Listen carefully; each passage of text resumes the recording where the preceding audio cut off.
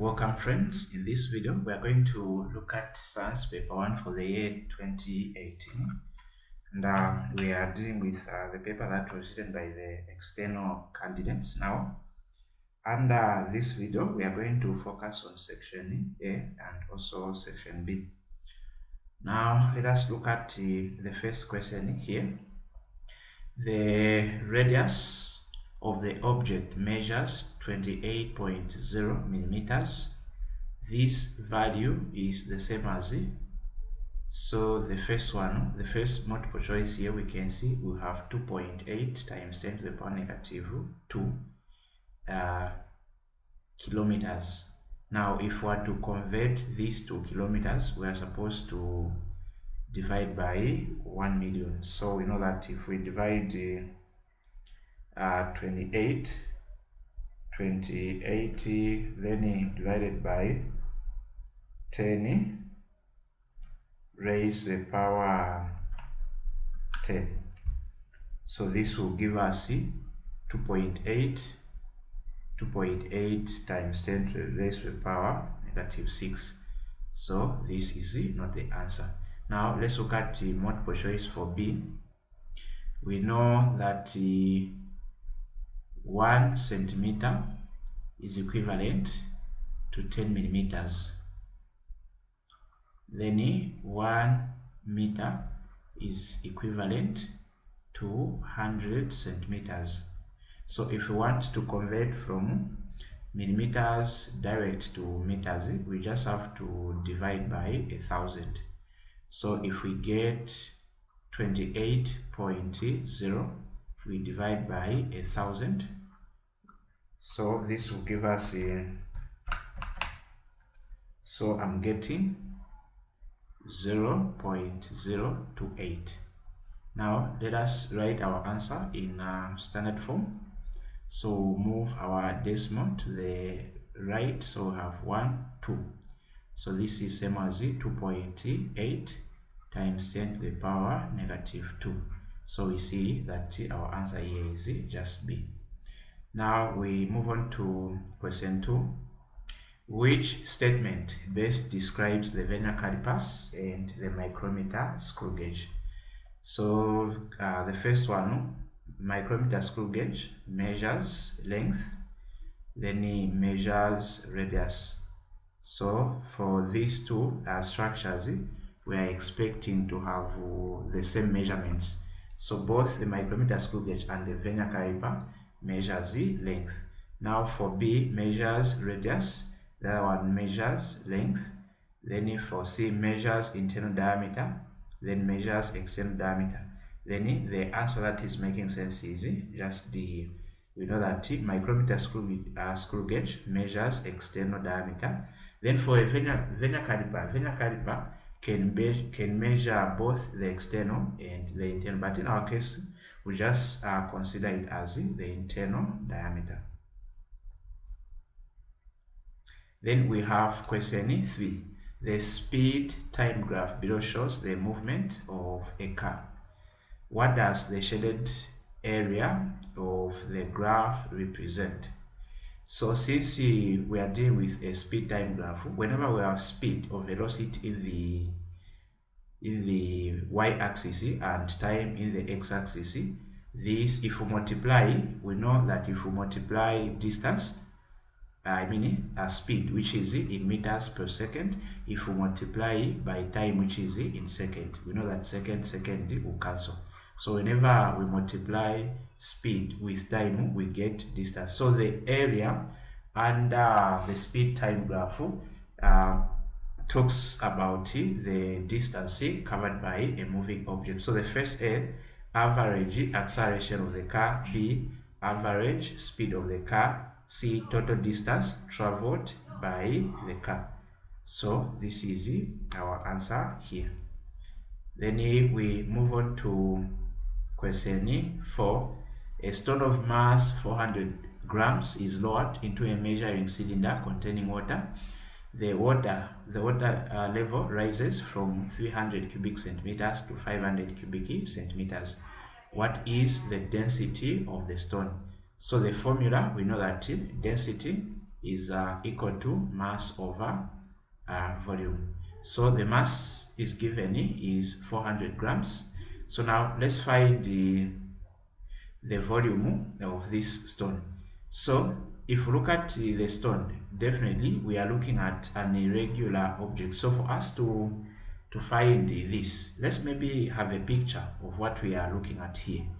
So we know that before the stone was lowered into this water, the volume was 300 cubic centimeters. So this volume is known as the initial volume. Now after this object was lowered into this, the volume now changed from 300 up to 500. So the 500 is the final volume, and the final volume is just the volume of water plus the volume of an irregular object. And we know that here we are supposed to have 500 cubic centimeters after the stone was lowered. Now, how do we find the volume of an irregular given these two volumes? So what we do is you say volume of, we'll say, the stone is equal to the final volume. In some books you may find it as volume 2 or sometimes VF, so it depends with the book that you are using. So let's use volume 2 minus the initial is volume 1. So we have volume 1. So volume 2 we know is 500 cubic centimeters minus the initial 300 cubic centimeters. This will give us the volume of 200 cubic centimeters. So this was the volume of the stone. So that is what we are going to use here. So volume, our mass, we know that our mass is 400 grams over 200 cubic centimeters. So we cancel the zeros. So if we divide 2 into 4, we get 2 grams per cubic centimeters. So this is our final answer. So our answer is just D. Now the symbol for density is it has a P-like letter. Then we can move on to question. We'll look at question 5 for now. Power is measured in watts. What is the symbol for millions of watts? So this is the same as we are looking for megawatts. So what is the symbol for megawatts? So the megawatts is denoted by capital letter M and small letter, capital letter W. So the answer is just C.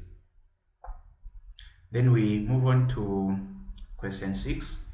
A feather falling freely in air suddenly reaches a terminal velocity. Which graph represents the motion of the feather?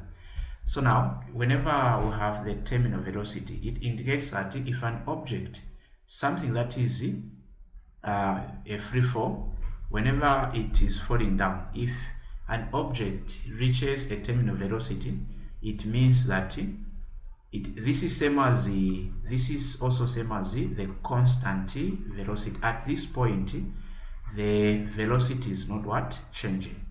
Why?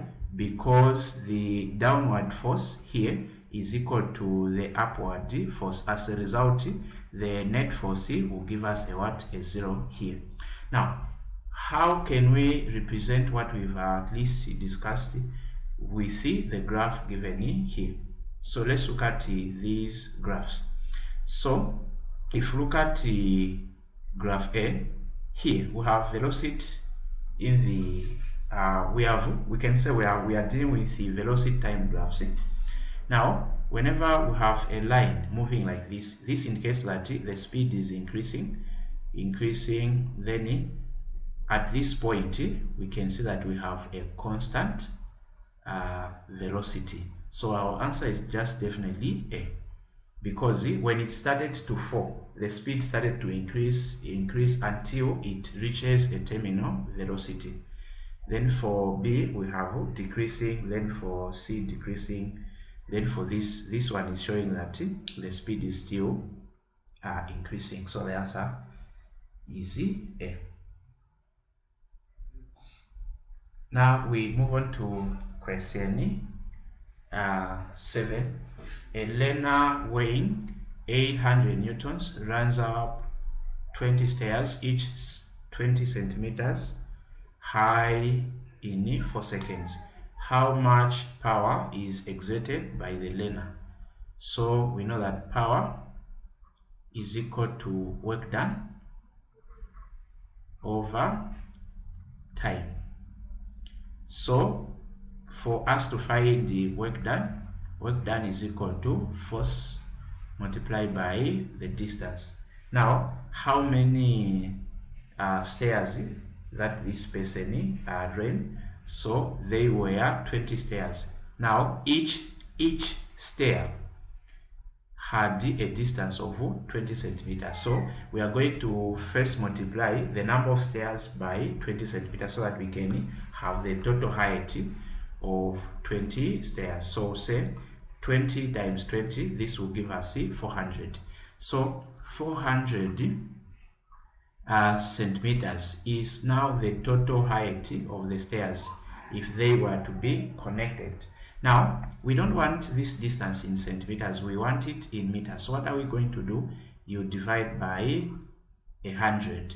So whenever you are converting from centimeter to meters, just divide by 100, because we know that 1 meter is equivalent to 100 centimeters. So from meter to centimeter you multiply by 100, then from a centimeter to meters you just divide by 100. So we know that this will give us 1 meter. If we cancel, this should be 4 meters. So we'll say work is equal to the force. We use the weight, since we are given the weight here, which is 800. So we have 800 times 4. So 8 times 4 will give us 32, so which is 3200 joules. This is the work done. So this is the number that we are going to substitute here. So we put 3200 divided by time. We can see that we have 4 seconds. So 32 divided by 4 will give us 800 watts. So this is our final answer. So the answer is D. Now for question 8, the table below shows the weights and masses of 4 objects on different planets. On which planet is the gravitational field strength the largest? So let's look at the formula for weight. We know weight is equal to mass multiplied by gravity.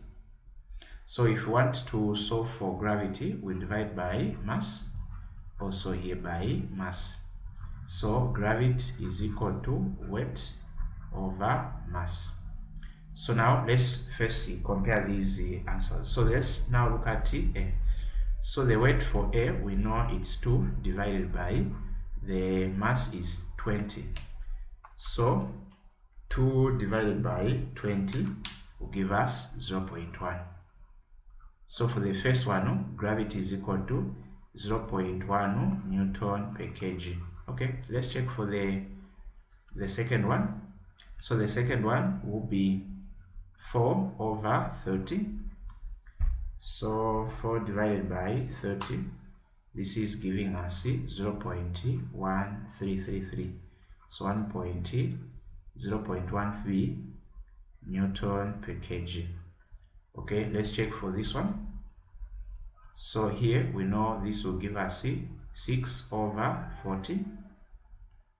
So 6 divided by 40, we have 0.15 Newton per kg. Now let's check for D.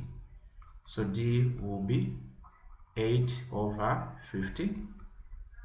So 8 divided by 50 will give us 0.16. So you can see that from these numbers, the one with the largest value is just D. So our answer here is D. So that is the point that they wanted to use for you to answer this question. Now let's move on to question 9. Now question 9, the diagram below shows water waves passing over shallow and deep waters in a pond. Okay, then we can see that x is here, then we have this distance, then we have y is here. So the distance from the surface of water to the point where there is this, it's half of this distance. So at this point, this is where we have the shallow water. Then here we'll consider this one as the deep water. Now let's look at the question.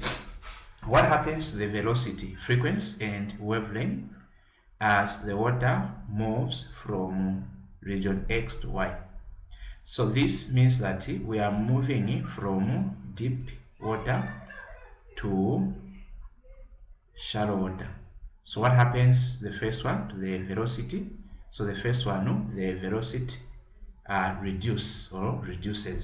So between B and C, we need to look at this. Now what happens to the frequency? Remember, whenever the speed of velocity reduces, increases or reduces, the frequency does not change. So the answer is B, because we can see that here we have unchanged. The frequency does not change or is not affected by the speed.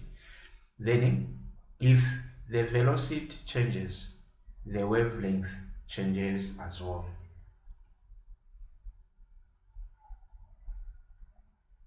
So we move on to question 10. The diagram below shows an object O placed 3 centimeters away from a converging lens of focal length 60 centimeters. So the focal length is 6 centimeters. Then what type of image is produced? So let's look at, so this is our focal point 1. So there are some concepts that you need to have in mind. Like you need to look at the first one. If you place an object beyond the 2F, you get an image between F and 2F on the other side, which is upside down. Then if you move an object at 2F, the image is formed at 2F. If you move an object between 2F and F, you get an image at beyond 2F on the other side. If you get now an object at F, if we place an object here, according to my studies, no image is formed. So at this point, we are looking at what happens whenever you place an object between F and the lens. Here we are going to have a virtual image, and you can see the rays of light here. We can see that if these lines were to be extended, they cannot meet. So now we can imagine that if we were to draw these lines here, they would be able to meet somewhere here. So the type of image is the first one, virtual, upright, and magnified. So the answer is B. We have a virtual, which is not real. Upright, it is upright, yes. Magnified, we can see that this image will be larger than the object. Then we move on to question 11. A learner standing at some distance from a tall building produces sound by hitting 2 blocks of wood together and hears the echo after 3 seconds. If the speed of sound in the air is 350 meters, how far is the learner from the building? So maybe let's have an illustration here. So let's say this is the tall building. So we have the building here. Then we have the person who is here. This is our person. Don't mind my drawings. Okay, so we have this person, and we are told he hits 2 So if we look at the echo, there is this distance of going, then there is also this distance of coming back, because whenever we look at an echo is just the bouncing back over. So we want this distance. So how do we calculate the distance? Let's do this. So we know that speed is equal to 2d over t. Where is this 2d coming from? There is this d of going and the other one, the distance of coming. So we can now make 2d the subject of the formula, so which is s times t. We know that the speed we are given, so the speed is this number, 350. So 350 multiplied by the time is given 3 seconds. So we multiply by 3. So if we get 350 times 3, I'm getting 1050. Now this 1050 is the total distance that involves the going and the coming back. Now we just want one distance. So what you do now, you divide by 2. Also here by 2. Then you would be able to find the d. So we divide by 2. Our answer is 525 meters. So we can see that our answer is A.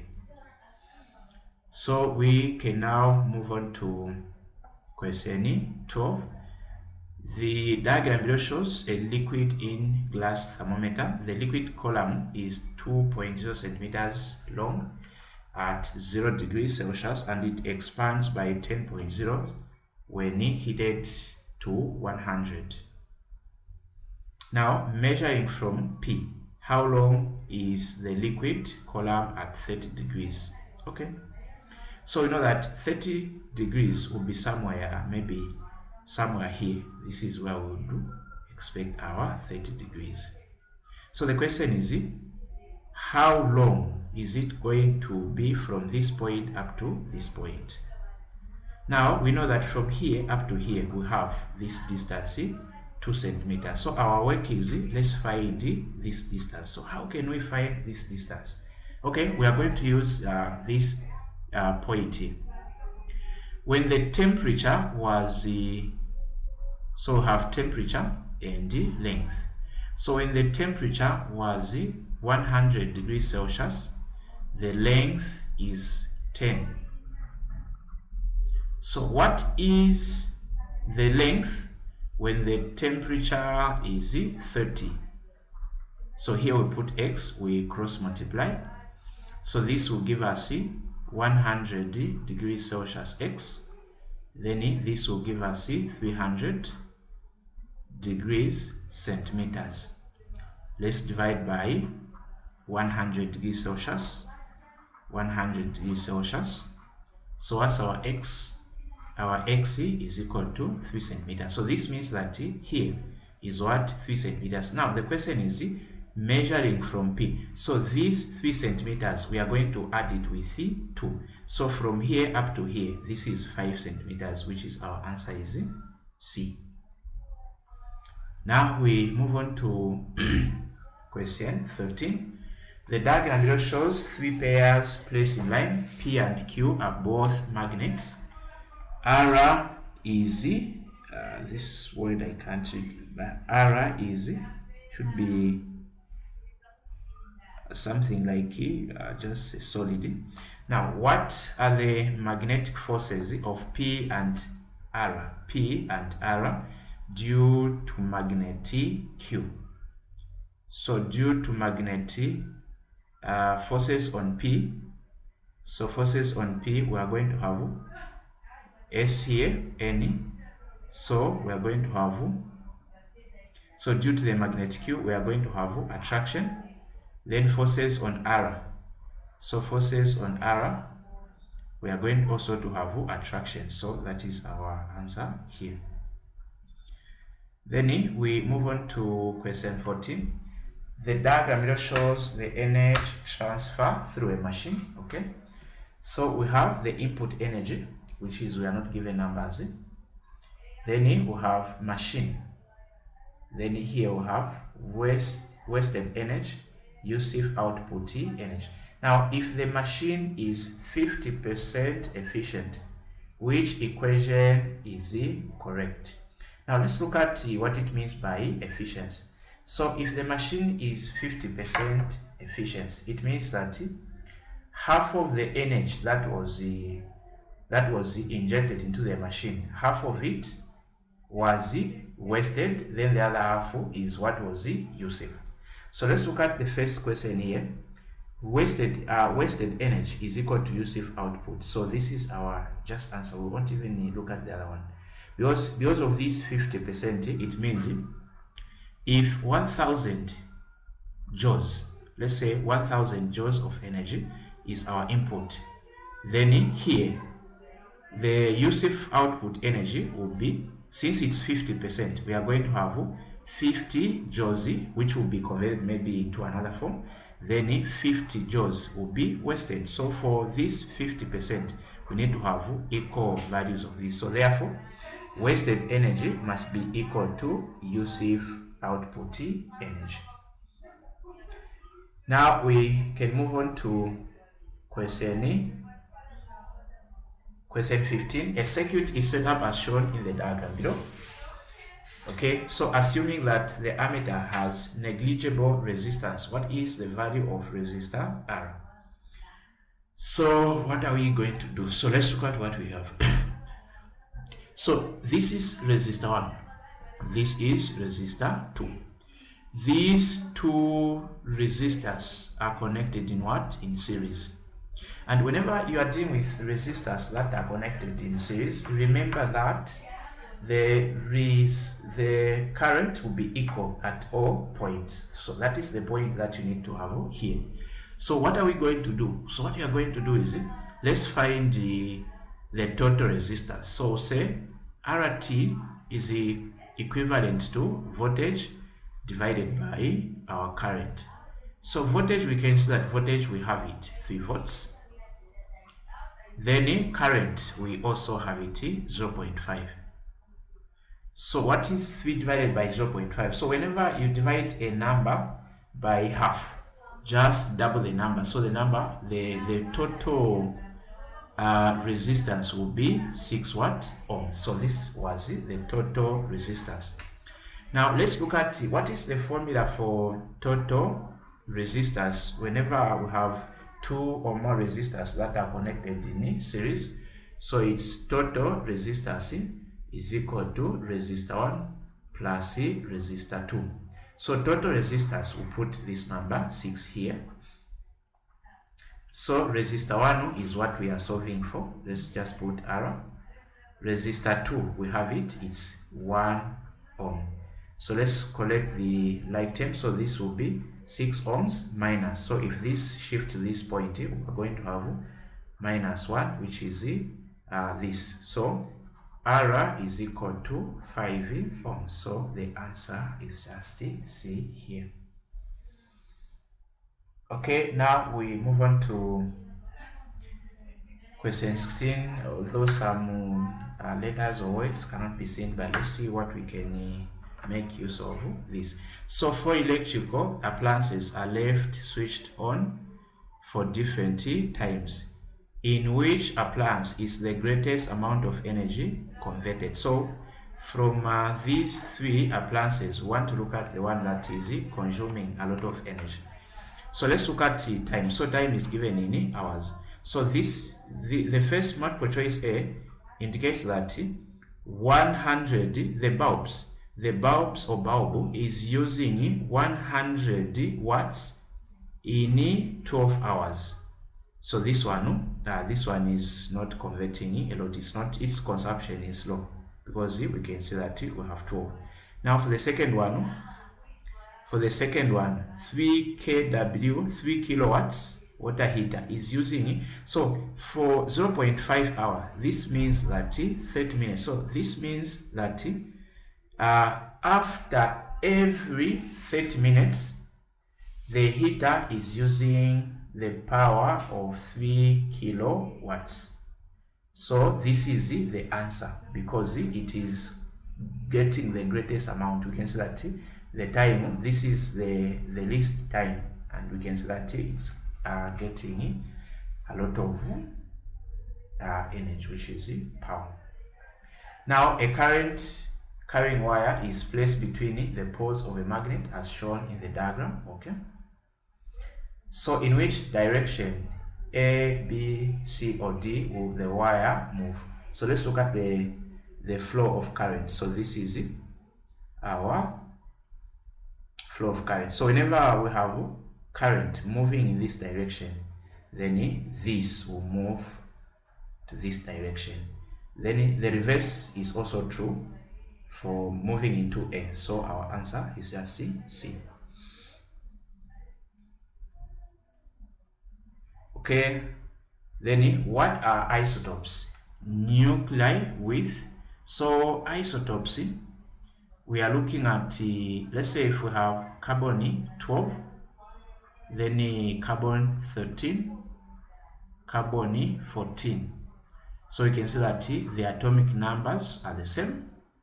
Then the mass numbers or the nuclear numbers are different. So we want to look at let's look at the first one, the proton number. This is not the answer. Same proton number and different nuclear number. So our answer is B, because these are proton number. We can see that these proton number are the same, but we have different nuclear number.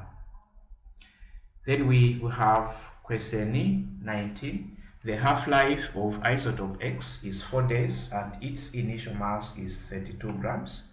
What mass of isotope X will remain after 12 days? So how do we handle this?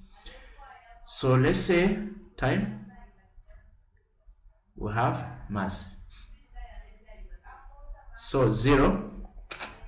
So before the decay, there was a total mass of 32 grams. Now we are told that the half-life is 4 days. So say after 4 days, half of this must decay. So we are going to have 16 grams. So you divide by 2. Then after 8 days, we are going to have 8 grams. Then after 12 days, what do we get? We get 4 grams, which is it's milligrams, but the point is we've gotten the point. So this is what you do.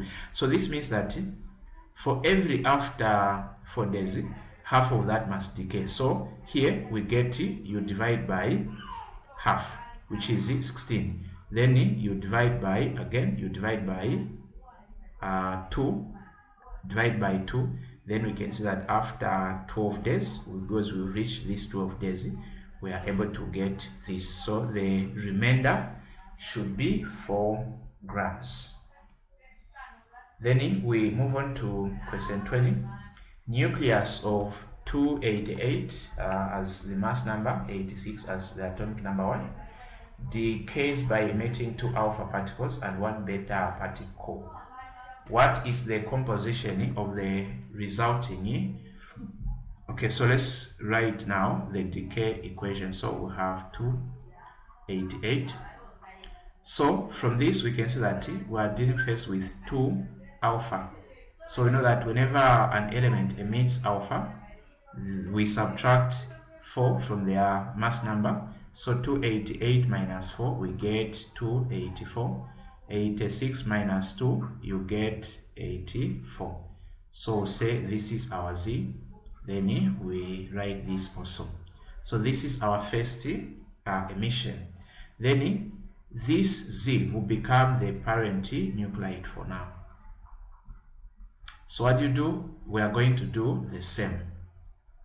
From their mass number, we subtract 4. This will give us 280.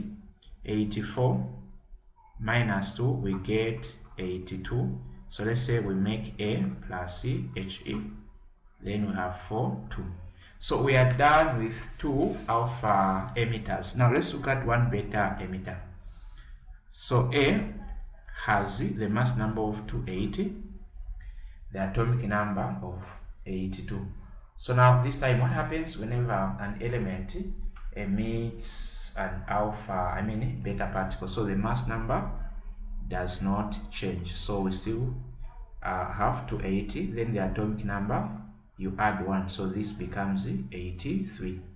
So we'll say this is our B, then we put this mini 0 then here. So now let's look at what are we looking at. So we are looking at the first one, protons. So we are going to have 83 protons, so the protons will be 83. Then the electrons will also be 83, because the number, this number here, indicates the number of electrons as well as protons. So we still have 83. Then how can we find neutrons? So we get this number, the mass number, we subtract 83. So 280 minus 83, I'm getting 197. So the answer is D, because we can see we are going to have 83 protons, 83 electrons, and according to calculations 197 neutrons. So this is how we can answer questions from section A. Now let us dive into section B. Let's look at what we have.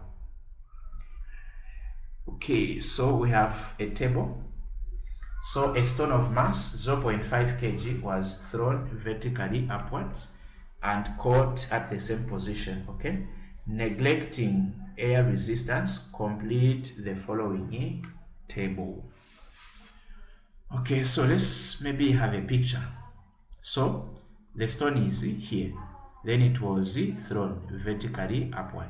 So as the stone was moving against gravity, the speed started to reduce. It reaches at a certain point where it rested for a short period of time.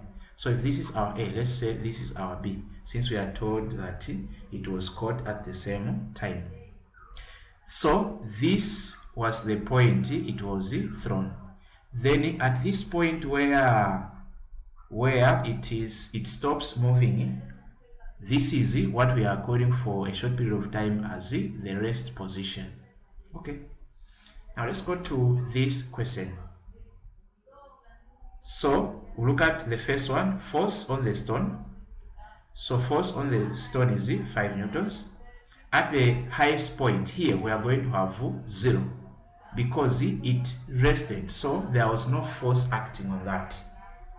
Then just before acting, we are going to have same 5 newtons here, so that is the point.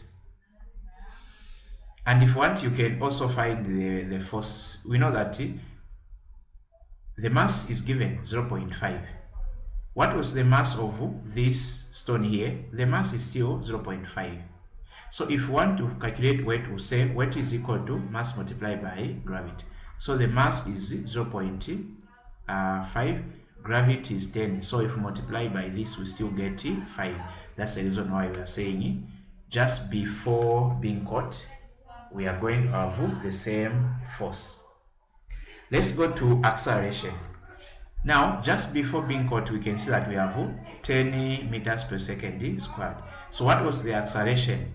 The acceleration should just be negative 10 meters per second squared.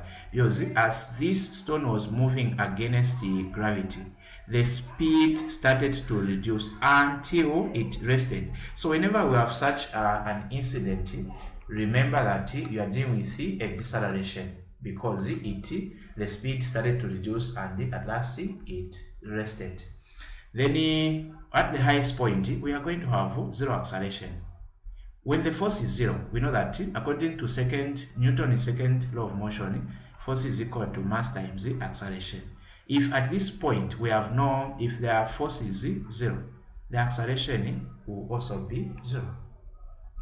Then we go to speed. Speed here will still have 0, because it rested, it stopped moving.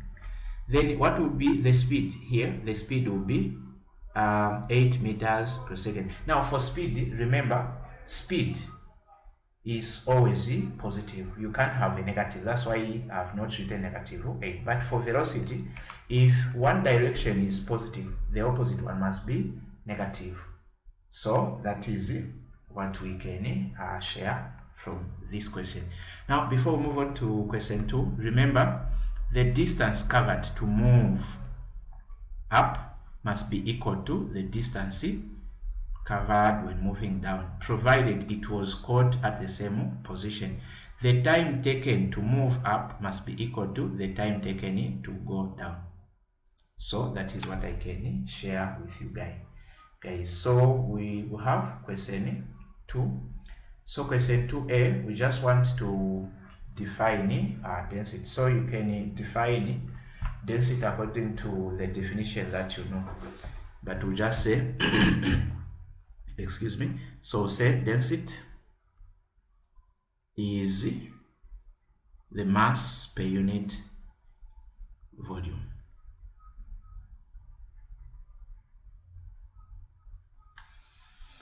Then let's go to question B. Liquid A of weight 2 Newton and density 1 gram per cubic centimeter is mixed with liquid B of volume that and that. Calculate the mass of the mixture. Okay, so we have this liquid, which is the one they are calling as liquid A. Now, according to the data, liquid A there is no volume, but there is weight, which is 2 newtons here, and the density, which is 1 gram per cubic centimeters. Okay, then we have another liquid. So this is liquid B. Now this one has volume 100 cubic centimeters. What else do we have? Density 2 grams per cubic centimeters. Okay, so the question is calculate the mass of the mixture. So what we are going to do with the given information is let's find mass for liquid A. Now let's look at what we have. We have density. We don't have volume, so we cannot use the formula for density. But let's look at this. We have weight. So we know that weight is equal to mass multiplied by gravity. So where there is weight, here we are going to put the given value, 2 newtons. Then mass is what we are solving for. Gravity is 10. So 10 times m, we have 10m. Then is equal to 2. We divide by 10. We divide by 10. So mass is equal to 0.5. Remember, whenever you calculate mass using weight, the units should be in kg. Now let's look at gravity. Density. Density is given in grams per cubic centimeter. So what we are going to do is let's convert this mass into grams so that the units can match. So what do you do now? You need to know that 1 kg is equivalent to 1000 grams. So from kg to grams multiplied by 1000. Then the reverse is also true. You divide by 1000 from grams to kg. So this 0.2 will be multiplied by 1000. And if we multiply this by 1000, we'll get the mass in grams of 200 grams. So this is now the mass for liquid A. Let's find the mass for liquid B. So liquid B, let's look at what we have. We have volume, we also have density. So we'll say mass is equal to density multiplied by volume. What's our density? So density is this number, 2 grams per cubic centimeters. Volume is this number, 100 cubic centimeters. So we cancel this, So the mass for liquid B is 200 grams. So the total mass now, the total mass of the mixture will just be 200 grams from liquid A plus 200 grams from liquid B. So our total is 400 grams. So that is the point. Then Roman number 2, what is the volume of the mixture? Volume of the mixture. Now look at the liquid B. Liquid B has the volume, which is 100. So the work that we are supposed to do here, we need to find the volume for liquid A. So let's look at what we have now. We have the density here and the mass in grams. So say we know that density is equal to mass over volume. So we cross multiply. So mass is equal to density times the volume. So if we make V the subject of formula, we get this equation. Volume is equal to mass divided by density.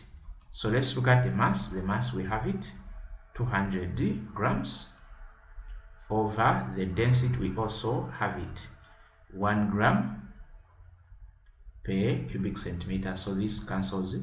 We can say that we have 200 cubic centimeters as the volume for liquid A.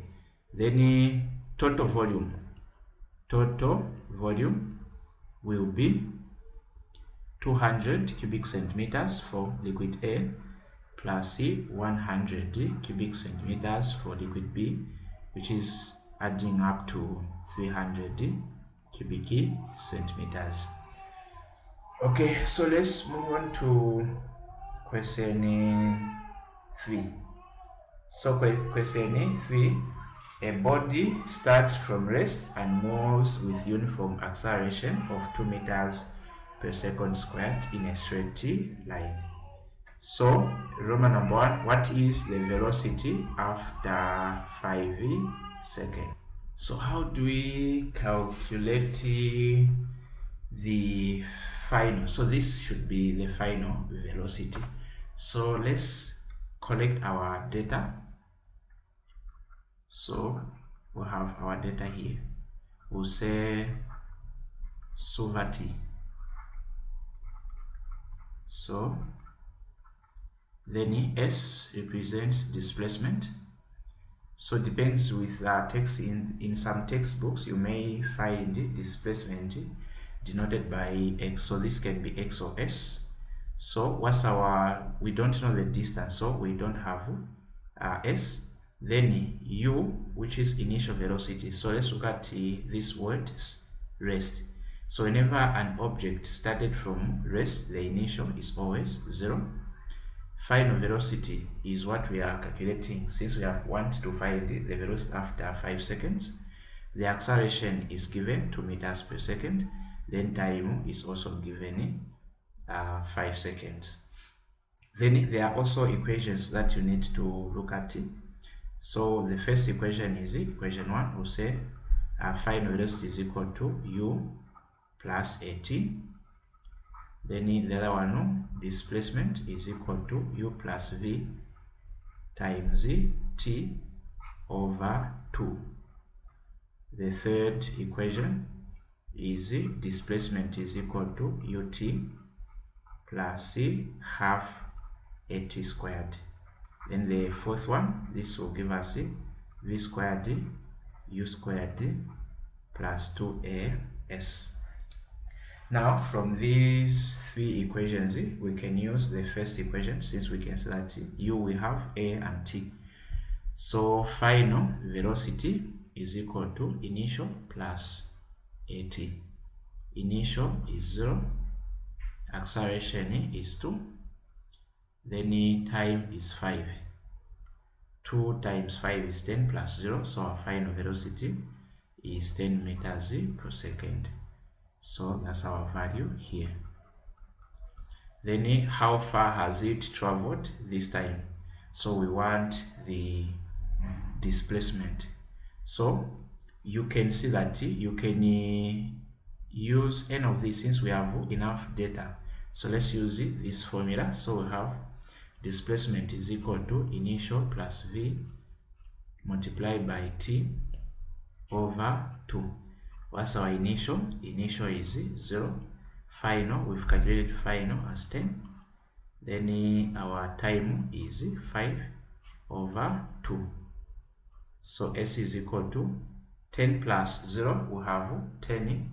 10 times 5, we get 50 over 2, which is the displacement that was covered during this time was 25 meters. Okay, let's say we want to use this third one. We can also use the third one, where S is equal to UT plus half AT squared. So since it started from rest, if want, we can eliminate UT. But let's just say we put 0, since that's our initial, times 5, plus half, acceleration is 2, multiplied by 5 squared. So 0 times 5 is 0. So this and this will cancel. 5 times 5, we still get the same answer. So we can see that we are getting the same answer. If want, we can also use the third one, since we have the data that is so our final, we know final is 10 squared, initial is 0 squared plus 2a is 2 times s. So 10 squared is 100. 0 times 0 is just 0. So 2 times s, we have 4s. So if we divide by 4, also by 4, we have s is equal to 25 meters. So the point is, whenever you have the enough data, like if you have the initial velocity, final velocity, acceleration and time, then and if the question is you want to find the distance, which is how far, you can use any of these 3 equations and will give you the correct answer. Now we move on to question 3. After how long will the body be 100 meters from its starting point? So now it's like this time now we have new data. So let's look at what we can say. So say the same sovereignty. So what do we have? So we can see that since the acceleration was constant, the acceleration is still 2. Then how long? We are calculating for time, so we don't have time. Final velocity. This 10 meters per second was the final velocity for 5 seconds. So we don't have now the final velocity this time, we don't have. The initial, since from its starting point, so the initial is still what? 0. Then S displacement we are given is 100 meters. So here we can see that 2 variables are missing. Final velocity is missing, time is missing. Now our focus is we want time. So in this case we are supposed to choose an equation where there is time but where there is no final velocity. So which equation is that one? Is this equation, because this there is final, this there is final. So we use this equation where we have displacement is equal to ut plus half at squared. So s is the final distance, which is the displacement, 100 meters is equal to initial is still 0 times t is what we are calculating, so is equal to half. The acceleration is still 2 plus this, so we have 100 is equal to this cancels, so we have t squared. So we take the square root, so we can see that t is equal to 10 seconds. Now to someone it may not make some sense here. You may think if 5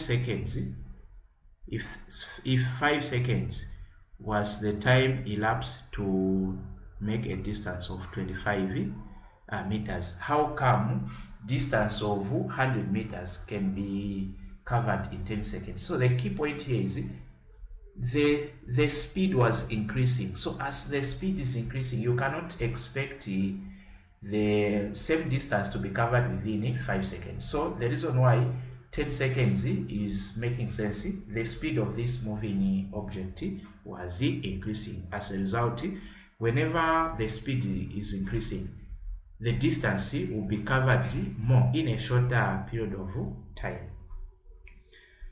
Let's now move on to question 4. Question 4, figure 4.1 shows a crane lifting some bricks from the building of a house. Then the weight of the bricks produce a turning effect, a moment on the arm of the crane about a point P. So point P is here. So this is where our pivot is. The weight of the brick is 1,200 newtons. Okay. Then we have the distance. So this is our distance. Then this is our force. Now let's look at the first question. Calculate the moment of this force using the distance marked on figure 4.1. So we know that moment is equal to force times the distance. So what's our force? Is this one, 1,200 newtons, times what's our distance? This one, and make sure the distance in meters. So we get 24,000 Newton meters as our final answer. So if you are given you are given force and the distance in meters, for you to find the moment is just direct. You just have to multiply the force and the distance. That now, question B, calculate the useful work done by the crane in lifting 12,000. This is it. Now 12,000 load through a height of 15 meters. So work done work done is equal to force times the distance. Now we can see that we are looking at a height is like this. So we are looking at the work done that is against gravity. Now let's look at analyze this. So this is same as work done is same as the mgh, mechanical, potential energy, if you are dealing with a vertical. Now how is this possible? Let's look at this. We know that 12,000 newtons load, this represents weight. So what is the formula for weight? Weight is equal to mass times gravity. So where there is mg, it is same as there is weight. So work done is equal to weight times height. It's the same, which is same as this. So if you want, we can just go direct. We can just say the force is 12,000, then the distance is 15 meters. Then we'll be able to find the answer. So 12,000 times 15. So I'm getting 180,000 joules as our final answer. We move on to question 5. Figure 5.1 shows a motor used to operate a lift elevator. There is a man in the lift. The input power of the motor is 6,200 watts. So let's look at the first question. So the first question is just define power. So power is defined as the rate at which work is done.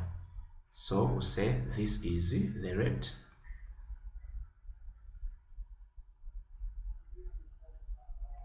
at which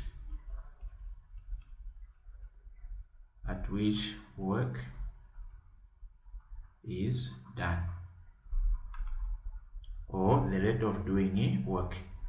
Now let's look at this question. B, the lift and the man have a total mass of 580 kg. The lift moves up a distance of 12 meters in 15 seconds. Roman number 1, calculate the tension force in the cable when the lift is moving at a constant speed. So here, let's look at what we are going to, let's have a discussion over this. Remember, whenever we have a constant speed, the acceleration is what? 0. If the acceleration is 0, then our net force will also be 0. According to Newton's second law of motion, we know that force is equal to mass times acceleration. So whenever we have constant speed, the acceleration is 0. Whenever we have 0 acceleration, the net force is 0. So now for us to have the net force, let's say this is our diagram. We have the man and the lift. So the upward force, which is the tension. Remember, tension is just the force associated with a rope. So the tension force, the force moving up, must be equal to the force moving down.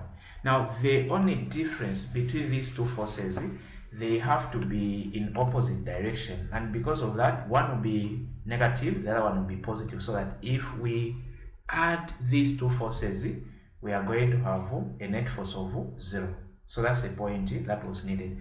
So how can we find the tension? So now let's find the weight. We know that weight is equal to mass times gravity. So we know that weight is equal to mg. So what's our mass? We know that mass is 580. Then the gravity is 10. So 10 times this tells us that there is 5,800 newtons. This is the downward force of 5,800 newtons.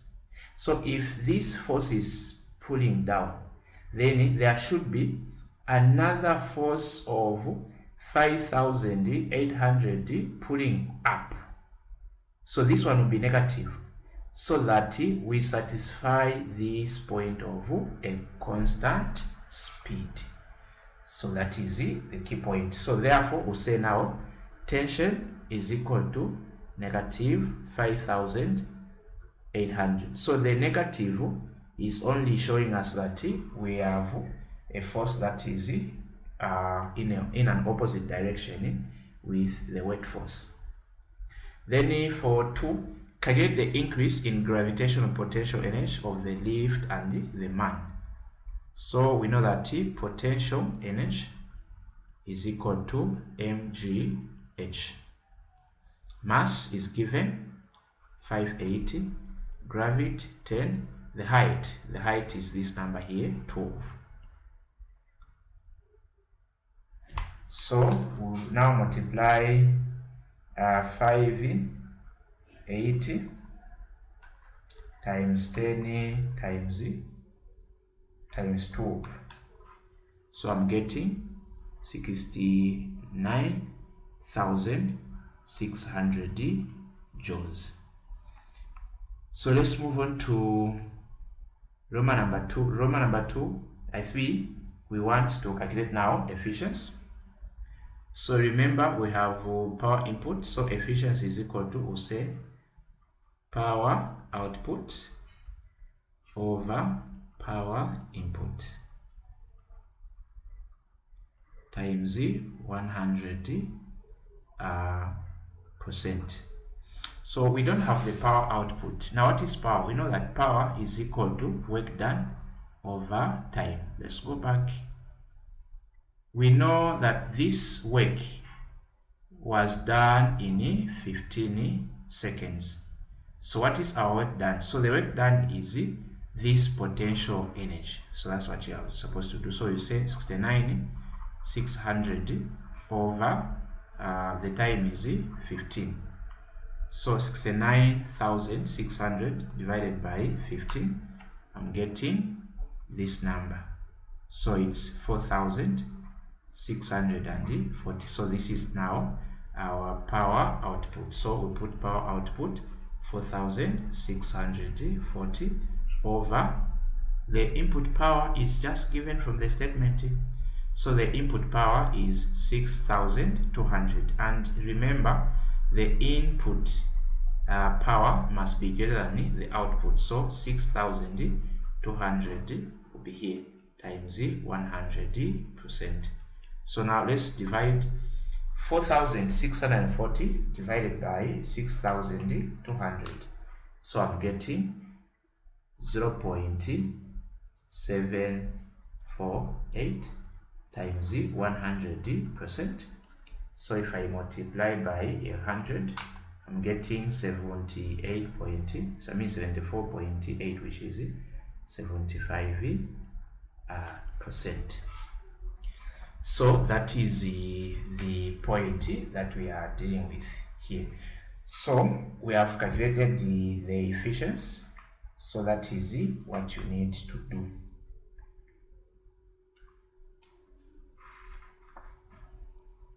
Then you can also find the same answer in two ways. You can say efficiency is equal to, you can use, instead of power output, you can use work output over work input. So times 100%. So work output is this number, 69,000. This time no need of dividing, so you just get 69,600. Then what is our work input? So let's go to, we know that work is equal to power, I mean is equal to this over T. So over 1 we cross multiply. So if we want work, it will be power times T. So remember the power input is 6,200 times the time is 15. So if you multiply this, you get 93,000. So nishi over 93,000 times this number here. So this. So if you do calculations, 69,600 divided by 93,000. I'm getting the same times 100, which is the same 74.80%. Now we move on to question 6. Two plastic rods repel each other after they have been rubbed with a cloth. Suggest why the two plastic rods repel each other. So the reason is these two, they attend the same charge. We know that like charges repel each other. So we'll say the two plastic rods attend negative charges.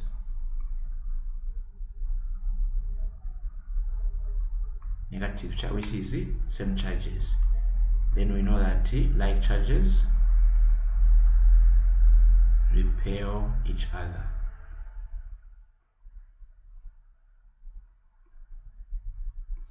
Then for B, a glass rod is rubbed with a cloth. This glass rod then attracts the plastic rods in A. Suggest why the glass rod attracts the plastic rod. So the whole thing is, so the reason why the glass rod attracts the plastic, so we'll say the glass rod attend charges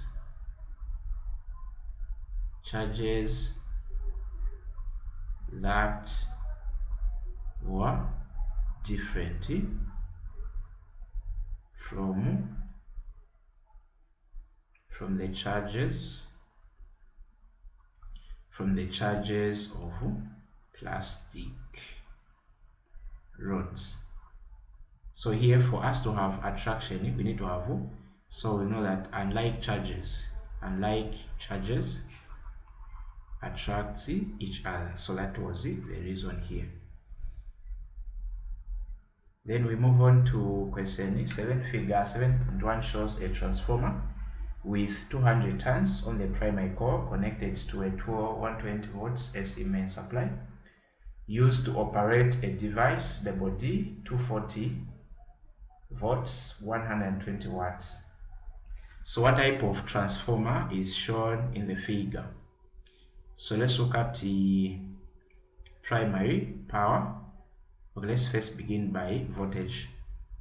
So primary voltage is 120, secondary voltage is 240. So we can see that voltage doubled. So the input voltage is less than the output. So this is a step-up transformer.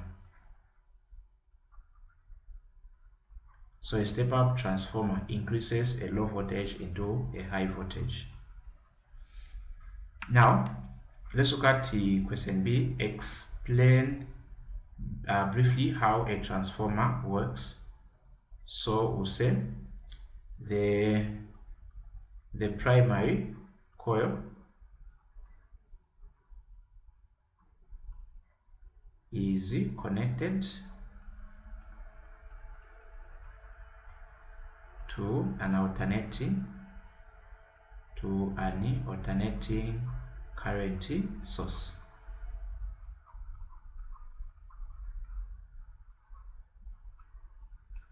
Then the alternating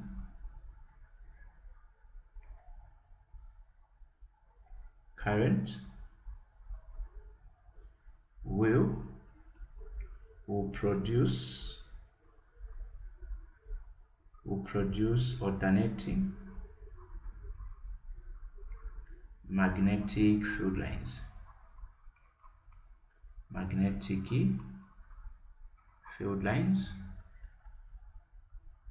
Which will induce voltage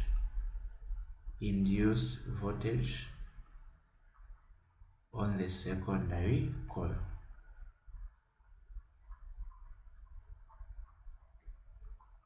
So we can summarize our answer like this.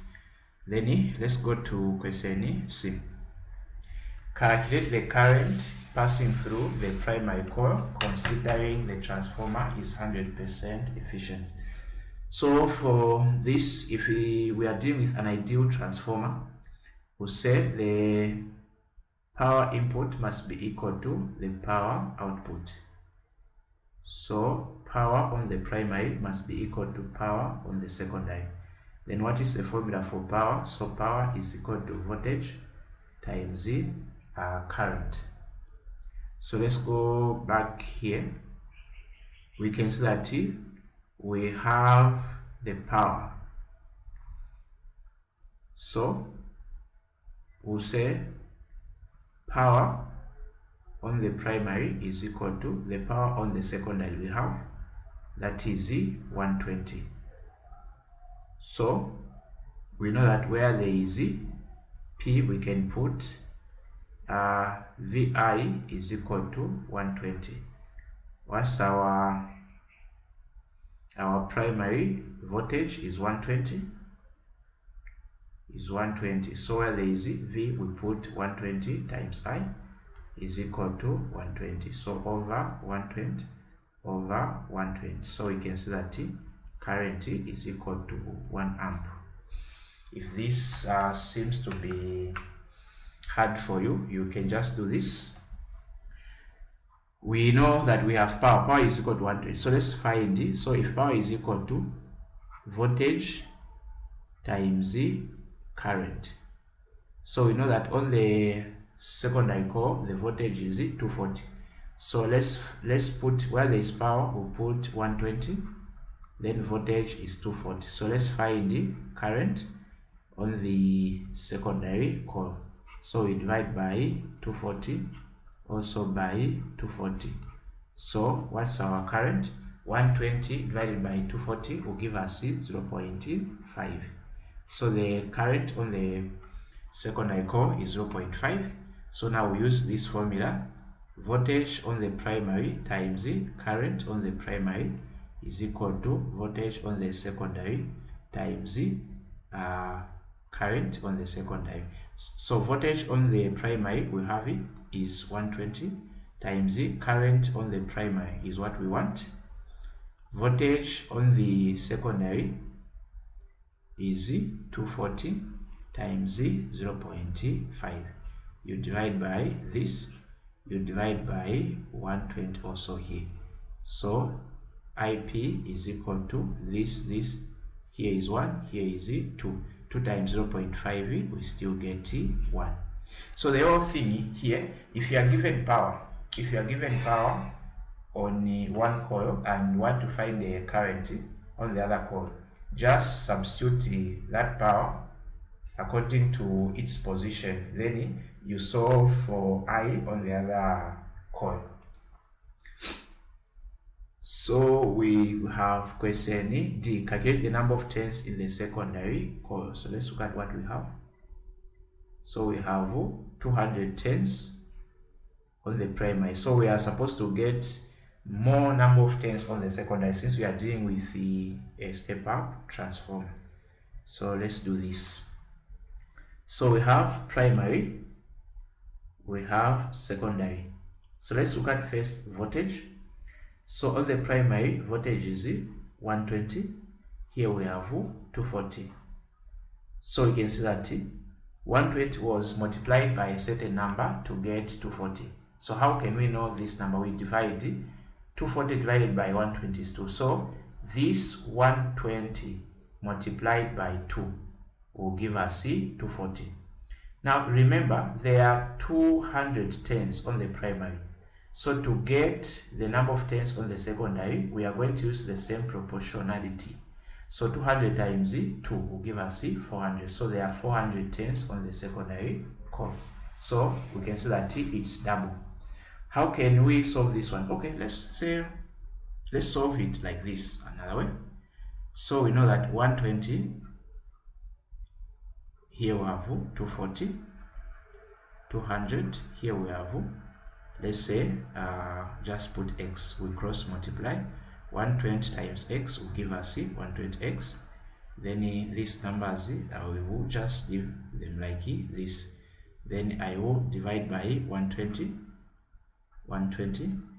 So x is equal to this 0 cancel, 12 here is 1, 12 here is 2, 2 times 200, we still get 400. If you want, you can say number of turns on the primary divided by number of turns on the secondary is equal to voltage on the primary, voltage on the secondary. Number of turns on the primary is 200 over number of turns on the secondary we don't have. Voltage here is 120 over 240. So we are able to get the same answer. You can see that we'll get the same answer. So it's 120 over 120. So NS is equal to 400.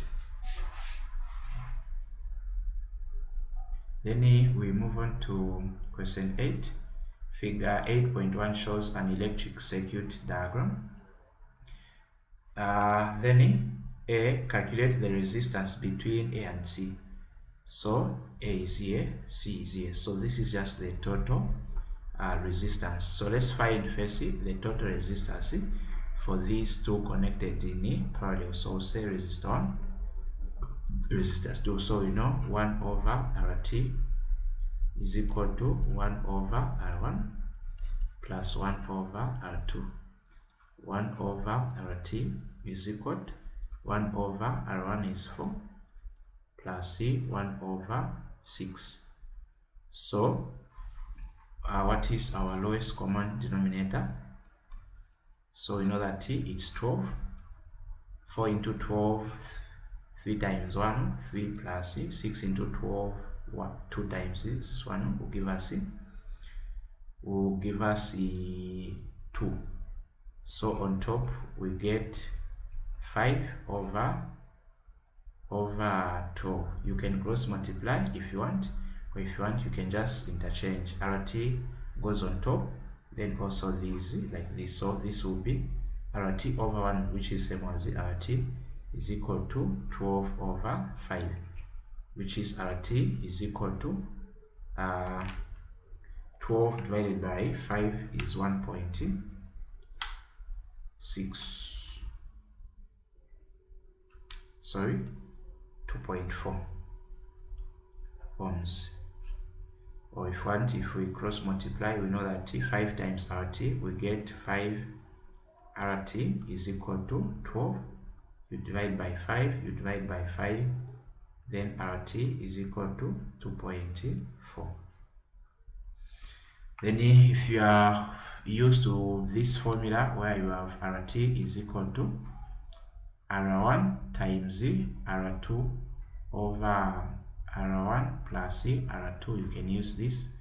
So RT is equal to, we have 4 times 6 over 4 plus 6. So RT is equal to 4 times 6 will give us 24 over, here we get 4 plus 6 will get 10. So if you divide 24 divided by 10, you still get 2.4. So if you are used to this formula, you can use this formula. So this means that we have, now it's like this. So 3.6 is here. So we've combined these two to form 1. So it's 2.4. So our A is here, our C is here. So we can see that now our final answer, we just have to add, we'll say total resistance, because the remaining is now in series, is resistor 1 plus resistor 2. So this is giving us resistor 1 is, we'll consider this one, 3.6 ohms, plus resistor 2 is this one, 2.4. RT 2.4 plus 3.6 will give us 6. Okay, then let's move on to calculate the potential difference across the 6 resistors. Okay, so how much from the 24 volts will go to this one? So firstly, let's find the current so that we know the amount of current that is being used here.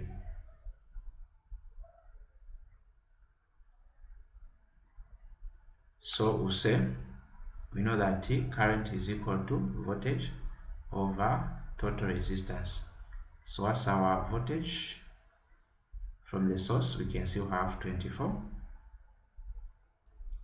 So we have 24 over total resistance is this number, 6. 6 there will give us 4 amps as the total current. So let's look at how much was used here. So say we know that voltage is equal to current times resistance. Current, we have it 4, resistance is 3.6.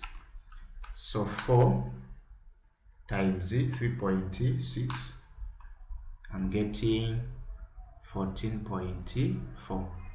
So this 14.4 was used by 3.6 resistors. So 24 minus 14.4, 96. So this means at this point there is 9.6 volts.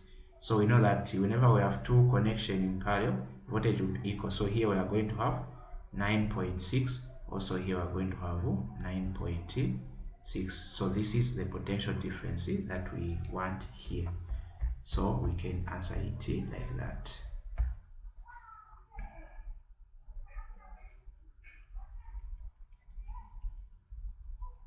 Then we have this question 9, figure 1.9.1 shows the structure of parts of cathode ray oscilloscope. Okay, now let's look at the questions. Label parts E and F. So we can see that G is known. Then we have these two negatively charged positive. So our E, these are Y plates. then our FX plates. Okay, then give the use of C. So what is C? C, we can see that it has a positive charge. Then emission of electrons by the process of thermoionic emission is done by a cathode. So this is the flow of beam of electrons. Now electrons have a negative charge.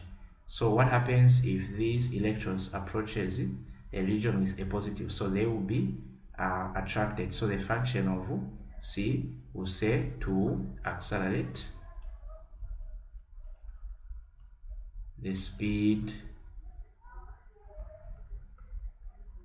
of electrons. Then G is a cathode, so the function is to emit a beam of electrons. And we can also say by thermoionic